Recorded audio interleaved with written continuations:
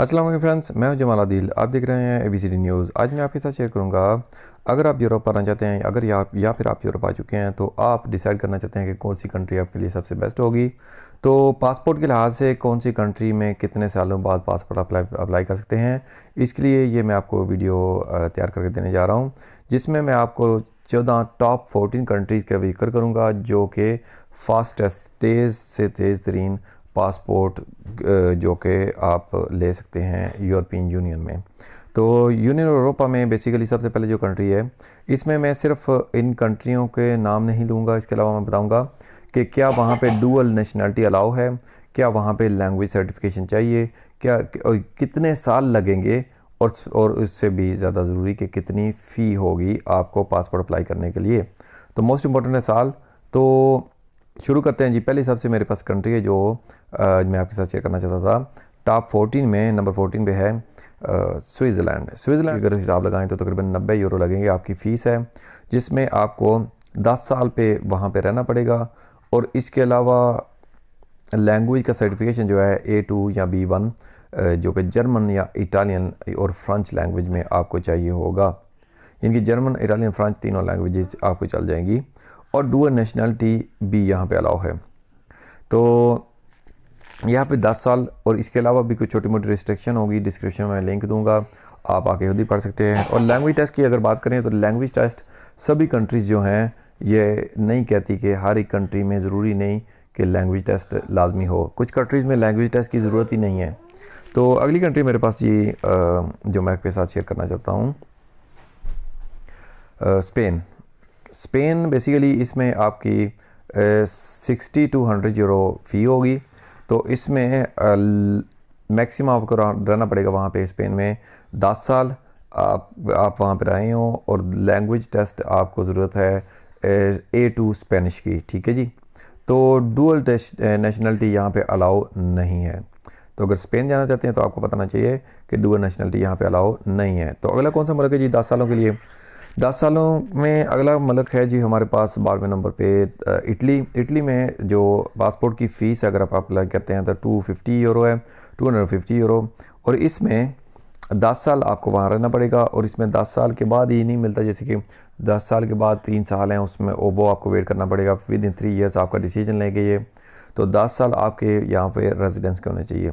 अगर आपने इटली में सिर्फ परमिशन श्योर न रखी है और रेजिडेंस नहीं रखा हुआ तो फिर आपको प्रॉब्लम हो सकती है। 10 साल आपके रेजिडेंस के होने चाहिए। लेकिन इसके अलावा जो पॉलिटिकल असाइलम वगैरह या कोई बंदा शादी वगैरह करता है तो उस बेस पे आपको पर लाना हो तो उसके लिए अलग से कवानीन है। लैंग्वेज का जो रिक्वायर्ड है ये B1 इन्होंने इटालियन लिखी हुई है। लेकिन अगर आपके पास जो अनलिमिटेड कार्ता सोजियोर्नो जिसको कहते हैं, अगर वो हो तो उसमें A1 A2 भी चल जाता है लैंग्वेज सर्टिफिकेट। और नेशनलिटी डुअल भी अलाउ है जी। इसके अलावा आगे मैं आपके साथ शेयर करूंगा ऑस्ट्रेलिया के बारे में। ऑस्ट्रेलिया जो कि 11वें नंबर पे है मेरी लिस्ट में। तो इसमें एप्लीकेशन फ़ी है 130 यूरो एप्लीकेशन फ़ी है जब आप अप्लाई करेंगे। लेकिन जब आप रिसीव करेंगे पासपोर्ट तो 1100 से 1500 यूरो आपको मज़ीद पे करने पड़ेंगे।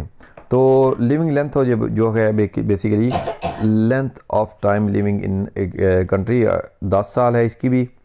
तो इसके बाद ये 4 कंट्री हैं जहाँ पे 10 साल है। इसके बाद टाइम जो है लिमिट जो साल जो है कम होने लगे जाएंगे। तो लैंग्वेज यहाँ पे B1 जर्मन चाहिए स्टैंडर्ड। और डुअल नेशनलिटी अलाउ है नहीं है जहाँ पे भी। तो ये था ऑस्ट्रेलिया। अगर 10वें नंबर पे बात करें, 10वें नंबर पे है डेनमार्क। डेनमार्क में बेसिकली फ़ीस है 510 यूरो। 510 यूरो जो कि 3800 डेनिश क्रोन है। तो इसमें 9 साल आपको यहाँ पे रहने का प्रूफ देना पड़ेगा कि आप यहाँ पे रहते हैं। और इसमें B2 जो है लेवल डेनिश लैंग्वेज का आपको आना चाहिए। डुअल नेशनलिटी अलाउ है जी, यस बिल्कुल जी रख सकते हैं। और इसके अलावा अगली कंट्री जो है जो कि मैं आपके साथ शेयर करना चाहूँगा वो है नॉर्वे। नॉर्वे को नंबर 9 के ऊपर, क्योंकि इसका पासपोर्ट जो है आप बेसिकली एप्लीकेशन फ़ी है तकरीबन 2500 करोन, ये तकरीबन 250 यूरो बनता है। तो लेंथ ऑफ टाइम जो है 7 साल से आपके केस के ऊपर डिपेंड करता है। 10 साल तक मैक्सिमम ये आपका टाइम है, ठीक है। 7 साल के बाद भी आप अप्लाई कर सकते हैं। लैंग्वेज लेवल जो रिक्वायर्ड है A2 या B1 होना चाहिए, यानी कि दोनों में से कोई भी हो चल जाएगा नॉर्वेजियन लैंग्वेज का। डुअल नेशनलिटी भी अलाउ है जी यहाँ पे। तो इसके आगे अगली जो कंट्री है हमारे पास जो मैं आपके साथ शेयर करना चाहता हूँ वो है जर्मनी। जर्मनी में बेसिकली 255 यूरो जो है फ़ीस है यहाँ पे। जर्मन जो अगर पासपोर्ट एप्लीकेशन देना चाहते हैं तो इसमें लेंथ ऑफ टाइम ये जो जहाँ पे रहने का टाइम है वो तकरीबन मिनिमम 8 या मैक्सिमम 6 या मैक्सिमम 6 से 8 साल तक होना चाहिए। और B1 जर्मन लैंग्वेज जो है टेस्ट, वो बेसिकली लैंग्वेज टेस्ट भी आपके पास होना चाहिए। इसके अलावा अगली कंट्री जो कि मैं आपके साथ शेयर करना चाहूँगा वो है नीदरलैंड। नीदरलैंड में बेसिकली अभी ये 5 साल वाली कंट्रियाँ शुरू हो गई हैं। नीदरलैंड वो कंट्री जहाँ पे आपको 925 यूरो तक आपको फ़ीस के पासपोर्ट की पे करनी पड़ेगी। Length of living in country 5 year, जो कि 5 साल बंदे को रहना पड़ेगा नीदरलैंड में। लैंग्वेज टेस्ट है A2 डच का चाहिए और डुअल टेस्ट नेशनलिटी भी अलाउ नहीं है जी।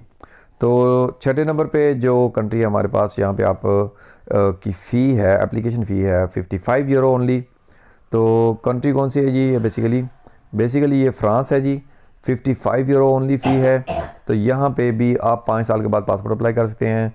B1 फ्रेंच आपको आनी चाहिए B1 लेवल की, और इसके अलावा डुअल नेशनलिटी भी अलाउ है। तो आगे जो कंट्री है मेरे पास 5वें नंबर पे वो है बेल्जियम। बेल्जियम में भी आप 5 साल के बाद अप्लाई कर सकते हैं। 50 यूरो फ़ी है जी। लेंथ है, यानी कि length of time living in country 5 year है। 5 साल आपको रहना पड़ेगा बेल्जियम में।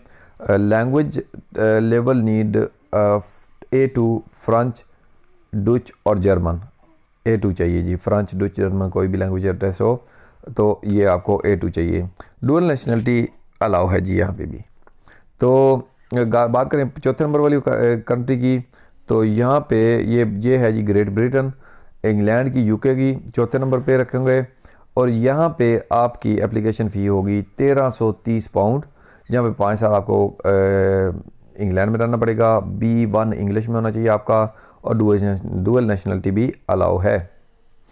इसके अलावा अगर हम बात करें एप्लीकेशन फ़ी की 1500 क्रोन है एप्लीकेशन फ़ी है जी। तो बेसिकली ये कंट्री है हमारी अगली स्वीडन, जो तीसरे नंबर पे है हमारी लिस्ट में। स्वीडन जी इसमें 150 यूरो तकरीबन 1500 क्रोन है यहाँ पे। स्वीडन में आपको पे करने पड़ेंगे और 5 साल आपको कंट्री में रहना पड़ेगा। और यहाँ पे कवानीन बहुत काफ़ी बेहतर हैं, आसान है। तो लैंग्वेज टेस्ट यहाँ पे आपको रिक्वायर्ड किसी किस्म का नहीं है, ना इंग्लिश का, ना स्वीडिश का, ना नॉर्वेजियन का, ना डेनिश का। तो डुअल नेशनलिटी यहाँ पे भी अलाउ है जी। तो लैंग्वेज टेस्ट की आपको ज़रूरत नहीं पड़ेगी। तो इसके अलावा दूसरे नंबर पे जो कंट्री है वो मैं आपके साथ शेयर करना चाहूँगा वो है आयरलैंड। आयरलैंड बेसिकली इसमें अगर आप वहाँ पे रह रहे हैं 5 साल से, तो आपके एप्लीकेशन फ़ी का पैसे होंगे 175 यूरो एप्लीकेशन फ़ी। और जब आपका पास हो जाएगा तो 950 यूरो प्लस आपको पे करने पड़ेंगे। 5 साल को आपको वहाँ रहना पड़ेगा। लैंग्वेज टेस्ट रिक्वायर्ड नहीं है और डुअल नेशनलिटी भी अलाउ है जी। तो ये थी जो हमारे दूसरे नंबर पे। और पहले नंबर पे हमारे पास कौन सी कंट्री है? पहले नंबर पे हमारे पास ओबियसली सबसे आसानी से सब इस यूरोपियन कंट्री में से सबसे कम टाइम और आसानी में देने वाली कंट्री है, जो कि पुर्तगाल है।